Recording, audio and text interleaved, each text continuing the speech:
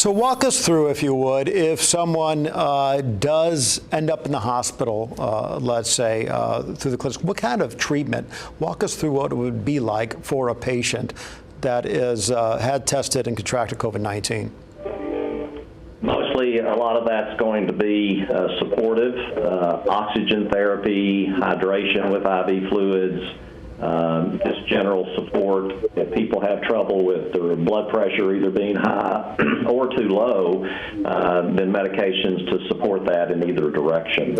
Now, obviously, as people's lungs get more affected over time and they have more difficulty oxygenating their body, then they may have to be on the ventilator. So that's sort of the biggest step in all of that, is then to be on the ventilator to support the breathing and oxygenation, and then keeping all the other heart and kidneys and everything functioning while the lungs tend to repair themselves. And I'm sure you are aware there's been a lot of different talk messages regarding wearing masks for the public when you're out in the public. Last couple of weeks, I've noticed a lot more in the grocery stores and out and about.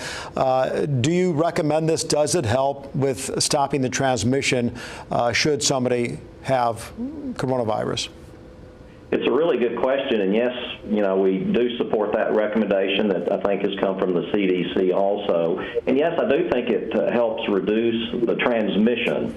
Now, it may not really reduce you catching it, and so if you're wearing a mask and it's reducing the respiratory droplets which carry the virus, then that's going to reduce the ability for someone to give it to someone else. However, a mask doesn't necessarily filter out the virus if you're the other person breathing in. But if we reduce the droplet transmission, that's going to reduce, the possibility of someone infecting another person.